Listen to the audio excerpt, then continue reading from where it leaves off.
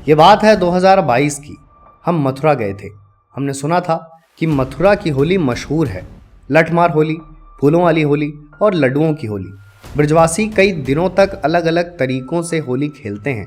हर दिन जनता रंगों के त्योहार में रंगी नजर आती है। कुल मिलाकर ऐसी होली देश के किसी और कोने में नहीं होती। हम माहौल समझ ही रहे थे, तभी लगा कि अकेले हम नहीं हैं जो बरसाने और नंदगांव की सकरी गलियों में होली के लट खाने और गालों पर गुलाल लगवाने आए हैं। देश के हर कोने से लोग मथुरा की होली की अनुभूति करने आए हैं। बच्चे, बड़े, नौजवान, बूढ़े, सब। यहाँ तक तो सब ठीक था। फिर ये समझ आया कि ये भीड़ हजारों में नहीं लाखों में है। अब जिस शहर की आबादी कुछ लाख हो, वहाँ कुछ लाख लोग और आ जाएं तो क्या स्थिति होगी। जो भी होगी अच्छी नहीं होगी। कई बार तो हमें लगा कि बस एक बार किसी तरह यहाँ से जिंदा निकल जाएं, फिर कभी होली नहीं मनाएंगे। भीड़ में दबते दबाते धक्के और मुक्कों के बीच किसी तरह बाहर आए। तब पहली बार लगा कि भीड़ तो है। इस किस्से के पहले तक हमने भीड़ की खबरें ही देखी और पढ़ी थीं। पहली बार भीड़ को महसूस करने का मौका मिला। कभी मथुरा तो कभी अयोध्या, कभी बनारस तो कभी केदारनाथ। आए दिन देश के धर्म स्थलों पर प्रचंड भीड़ देखी जाती है। भक्ति करना और ईश्वर के दर्शन करना गलत तो नहीं है, पर ईश्वर के दरबार में केवल भीड़ ही नजर आए, ये पूरी तरह सही तो नहीं कहा जा सकता। भीड़ का क्या है, आई और चली गई, लेकिन भीड़ जब आती है तो बहुत कुछ लेकर आती है और बहुत कुछ छोड़ जाती है। उत्तराखंड का एक जिला है यमुनोत्री। मान्यता के अनुसार ये यमुना नदी का उद्गम स्थल है। यहीं से 4 धाम की यात्रा शुरू होती है। रास्ता लंबा है और हर जगह एक सा नहीं है। कहीं अच्छा है, कहीं बुरा और कहीं बहुत बुरा। तो यमुनोत्री हाईवे पर पालीगढ़ी से जानकी चट्टी जाने वाले रास्ते के बीच एक जगह है जिसे घोड़ा पड़ाव कहा जाता है। यह सिंगल लेन जैसा पतला रास्ता है। 10 मई 2024 को वहां बारिश हुई और जाम लग गया। एक तरफ घंटों जाम, दूसरी तरफ सरकार ये कहती है कि कोई जख्मी नहीं हुआ और यात्रा अच्छे से जारी है। ये तो भीड़ का एक नज़ारा था।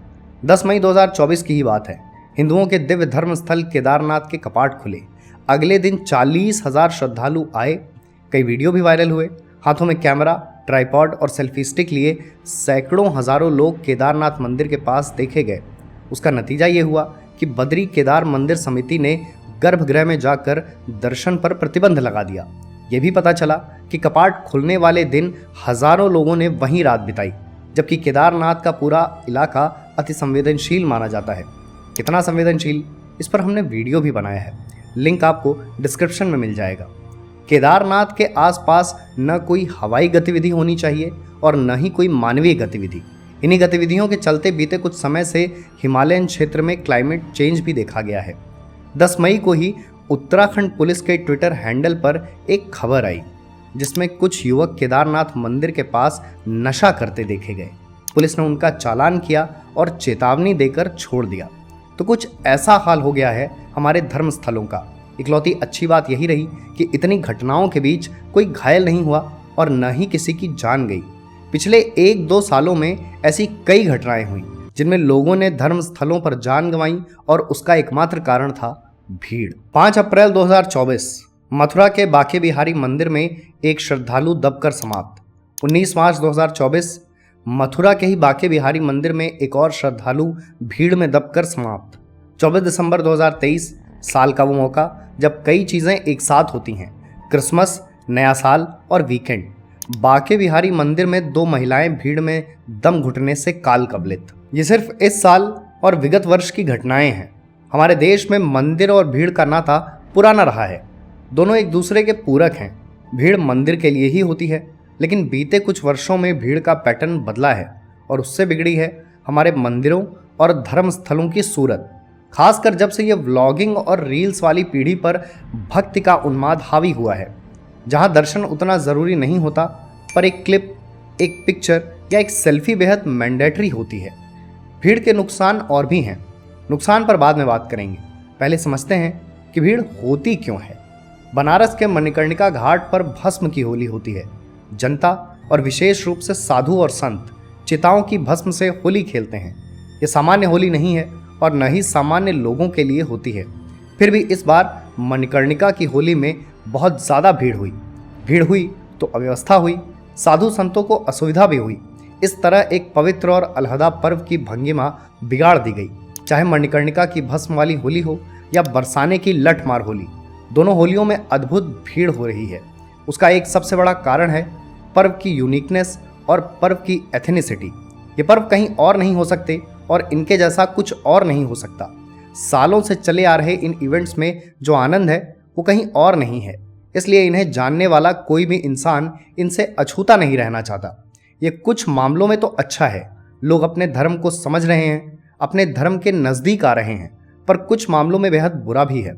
इतनी भीड़ एक जगह की सूरत बिगाड़ देती है, फिर एक पर्व जैसा नहीं रह जाता। हर तरफ सिर्फ लोग नजर आते हैं। पहले तो लोग ऐसे उत्सवों का आनंद भी ले सकते थे, पर अब जैसे हालात हैं उससे बाहर ही आ जाएं, वही बड़ी बात है। आप खुद सोचिए कि क्या आप ऐसी भीड़ का हिस्सा बनना चाहेंगे। धार्मिक स्थलों और पर्वों में भीड़ का दूसरा बड़ा कारण है पुण्य और भक्ति भाव। देश में आज भी एक बड़ी आबादी किसी धर्म स्थल पर इसलिए ही जाती है कि अपने हिस्से का पुण्य कमा सके। वही भीड़ जो सिर्फ भीड़ नहीं है, भक्त है और श्रद्धालु भी है। ये भीड़ कोई नुकसान तो नहीं करती, पर भीड़ तो भीड़ ही है। स्वभाव के लिहाज से ऐसी भीड़ सबसे सरल और निश्चल होती है, पर जहाँ उम्मीद और ज़रूरत से ज़्यादा लोग होंगे वहाँ समस्याएं तो होंगी ही। भले बहुत से लोग पुण्य की अभिलाषा से धर्म स्थल पर मौजूद रहते हों, पर क्या इतनी वजह बहुत होती है? क्या महज इस सोच के साथ एक धर्म स्थल पर आना आपके उद्देश्य को सफल बनाता है? फिर भी इस भीड़ का दूसरा हिस्सा आता है जो किसी मंदिर में ट्रेंड फॉलो करते हुए आता है, सो कॉल्ड एक्सप्लोर करने आता है या पैटर्न फॉलो करते हुए चला आता है। ऐसी भीड़ एक जगह की मौलिकता का सबसे ज़्यादा नुकसान करती है। अगर आप एक धर्म स्थल पर आकर सिर्फ चले जाते हैं, फिर भी आप उस जगह की अहमियत नहीं समझते, तो ये ठीक बात नहीं है। इसके अलावा वीकेंड कल्चर ने भी ऐसी जगहों के साथ काफ़ी नाइंसाफ़ी की है। वीकेंड कल्चर वालों के लिए ये समझना बेहद ज़रूरी है कि धर्म स्थल पर्यटन स्थल नहीं है। वहाँ केवल पिकनिक या छुट्टियों के लिए जाने से बचना चाहिए। डेली लाइफ से एस्केप का मीडियम धर्म स्थल नहीं होने चाहिए। हम सिर्फ इस सोच के साथ मंदिर और धर्म स्थलों पर हाजिरी लगाएं कि छुट्टी का सदुपयोग किया जा सके, तो माफ़ कीजिए, हमें सोचने के तरीके में परिवर्तन की आवश्यकता है। धर्मस्थलों की इतनी अहमियत तो है ही कि वहाँ समय मिलने पर नहीं, बल्कि वहाँ समय निकाल कर जाएं। यही तरीका भीड़ में कमी और धर्मस्थलों की सुंदरता बनाए रखने में मददगार साबित हो सकता है। देश की जितनी भी सिद्ध जगहें हैं, धर्म सम्मत स्थल हैं, वो जश्न मनाने के लिए नहीं हैं और न ही उन्हें जश्न के मंच की तरह देखा जाना चाहिए। अगले कारण की शुरुआत एक प्रश्न से होती है, आप खुद के लिए जाते हैं या दूसरों के लिए?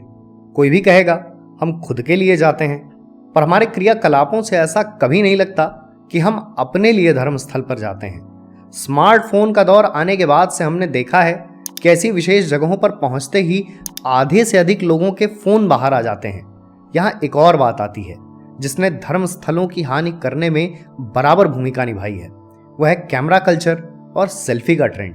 लोग एक मूर्ति के दर्शन से पहले कैमरा बाहर निकाल लेते हैं। कैमरा निकालना बुरा नहीं है, हर किसी को अच्छा समय सहेजने का अधिकार है, पर सिर्फ कैमरा निकाले रहना गलत है। ऐसे में लोग भूल ही जाते हैं कि उनका वहां जाने का उद्देश्य क्या था। वो जगह में रहकर भी जगह के नहीं हो पाते, महज फ्रंट कैमरा में ही रह जाते हैं। लोग तस्वीरें पहले लेते हैं, हाथ बाद में जोड़ते हैं, सेल्फी पहले लेते हैं, दर्शन बाद में करते हैं, अपना और साथ साथ दूसरों का भी समय जाया करते हैं, और भीड़ वैसी की वैसी बनी रहती है। क्योंकि हम इंसान हैं, इसलिए सबसे पहले इंसानों से ही प्रभावित होते हैं। लोग एक दूसरे को देखकर कैमरा ऑन कर लेते हैं। अगर किसी को गलती से न याद हो कि तस्वीर लेनी है, तो उसे दूसरों को देखकर याद आ जाता है कि फोटोज क्लिक करनी है। तस्वीरें स्मृतियां सहेजने की प्रक्रिया आसान कर देती हैं, पर सिर्फ तस्वीरों के लिए कहीं जाना उस जगह का महत्व कम करता है। एक पंक्ति में कहा जाए तो सेल्फी गलत नहीं है, पर सिर्फ सेल्फी लेते रहना बेशक गलत है। ठीक इस पहलू पर लोगों के अलग अलग मत भी हो सकते हैं, असहमति भी हो सकती है, पर सच यही है कि कैमरे ने कुछ अच्छा किया है तो बहुत कुछ बुरा भी। शायद इसीलिए हम अक्सर ऐसी हेडलाइंस पढ़ते हैं जिसमें लोग सेल्फी लेते हुए अपनी जान गंवा देते हैं। इसलिए अगली बार आप खुद सोचिएगा कि ज़्यादा ज़रूरी क्या है। लगभग साल भर पहले हमने एक शॉर्ट्स बनाई थी, उसका लिंक आपको डिस्क्रिप्शन में मिल जाएगा। उसका टाइटल था garbage and filth in Hindu temples, यानी हिंदू मंदिरों में कचरा और गंदगी। केंद्रीय सड़क एवं परिवहन मंत्री नितिन गडकरी ने भी कहा था कि हिंदू धर्म स्थलों के आसपास काफी गंदगी देखी जाती है, वहां साफ सफाई नहीं होती। अब ये क्यों नहीं होती? क्योंकि हम हमारे धर्म स्थलों के आसपास स्वच्छता का ध्यान नहीं रखते। धर्म स्थलों की अस्वच्छता में अच्छी भली भूमिका भीड़ की होती है। देश की जितनी अच्छी से अच्छी जगहें हैं और जहां तक हम पहुंच पाए हैं, ऐसी हर जगह अस्वच्छ है। इसका सबसे ज्यादा दुष्परिणाम झेला है धार्मिक स्थलों ने। हम अपने धर्म स्थलों के साथ घर जैसा बर्ताव नहीं करते। बहुत से लोग यहाँ भी असहमत हो सकते हैं, पर यही हमारी सच्चाई है। अगर हम अपने मंदिरों को घर जैसा मानते तो वहां इतनी गंदगी क्यों ही होती। हम अपने घरों की स्वच्छता को लेकर बेहद अनुशासित और समर्पित रहते हैं, पर मंदिरों की बात आती है तो हमारी जागरूकता धरी की धरी रह जाती है। अब तो ये पूरा पैटर्न बन चुका है, जिस स्थान पर जितनी भीड़ वहां उतनी अस्वच्छता। सच यही है कि हम धार्मिक स्थलों का सम्मान नहीं करते, उनकी तरफ समर्पण के भाव से नहीं देखते, उन्हें अपने घर की दृष्टि से भी नहीं देखते। हम अपने धार्मिक स्थलों को लेकर बेहद लापरवाह हैं, इसलिए उनकी सूरत बिगड़ती है, उनकी सुंदरता का नाश होता है। ये कितना निराशाजनक है कि जितना सिद्ध और पवित्र स्थान उतनी दुर्गति। उसका जिम्मेदार कौन? सिर्फ और सिर्फ हम। बतौर भीड़ हमें जितनी सुविधाएं मिलती हैं, हम उतना ही संसाधनों का दोहन करते हैं। भीड़ का ध्यान संसाधनों को सहेजने की तरफ कभी गया ही नहीं। अंततः हमें ही सोचना होगा कि हम आने वाली पीढ़ियों के लिए कैसी मिसाल पेश कर रहे हैं। जब तक हम खुद धर्म स्थलों की अहमियत नहीं समझते और उनका सम्मान नहीं करते, तब तक हालात ऐसे ही बने रहेंगे।